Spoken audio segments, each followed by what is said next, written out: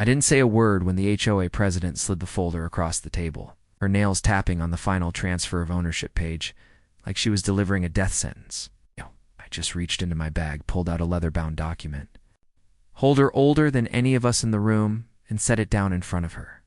The county seal glinted under the fluorescent lights. She flipped the cover open, read the date -1937, and froze.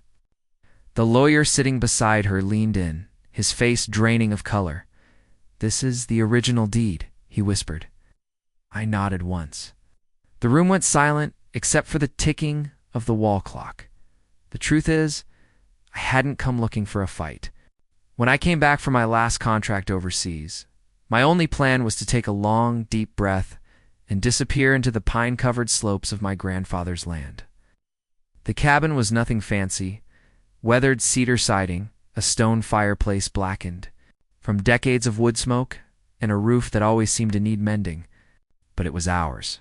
Now, my grandfather had built it with his own hands one summer in the late 30s, long before this subdivision even had a name. Remembered fishing in the creek as a kid, watching him whittle on the porch while my grandmother cooked inside. It was a place untouched by the noise of the world, and I intended to keep it that way. The first sign of trouble came as a notice nailed to the cabin door. It was a bright orange sheet of paper with the HOA's logo at the top, a pine tree, wrapped in a tasteful gold border, and it claimed I was in violation for extended vacancy and non-compliance with community improvement standards. I stood there in my boots, bag still slung over my shoulder from the airport, staring at it. Extended vacancy. I had been under contract in another country for over a year. As for community improvement standards, the cabin wasn't even under their jurisdiction.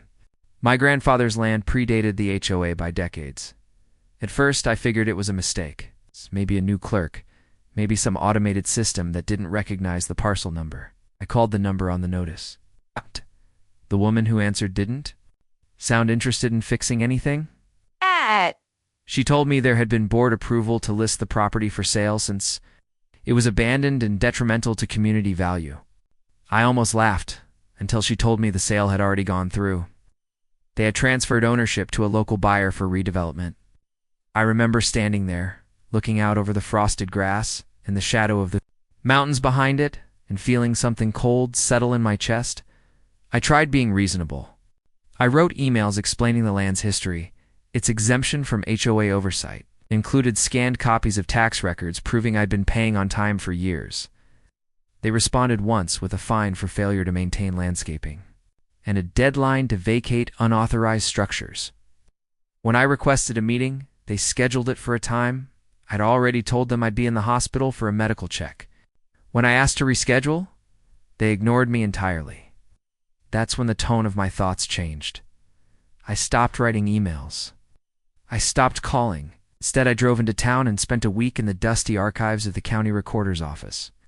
I asked for every map, every deed, every plat book that mentioned my grandfather's name. I traced the property line back to before the war, before the county had even paved the main road through here. The original deed was there, folded inside. A thick leather portfolio my grandfather had kept in a locked cabinet. His handwriting still marked the margins. And there, stamped in blue ink, was the clause that would turn everything back in my favor, exempt from any future subdivision assessments, homeowner associations, or governing covenants in perpetuity. I didn't stop there. I hired a surveyor to mark the exact boundaries, photographed every marker, and had the county recertify the plat map. I pulled military leave records showing my overseas deployment during the so-called abandonment period. I even obtained the HOA's own charter, which, buried on page 14, admitted it had no authority over properties outside the 1964 annex. My land was outside that annex. The whole time I kept quiet. I wanted them to think I was gone. Defeated by the time the next HOA board meeting rolled around, I was ready. They had no idea I was coming. The president was halfway through congratulating herself on successfully repurposing neglected parcels when I walked in and set my document folder on the table. She tried to wave me off, saying the meeting was closed to non-members, but I just slid the original 1937 deed across to her. The lawyer picked it up, frowned, and started reading. His frown deepened.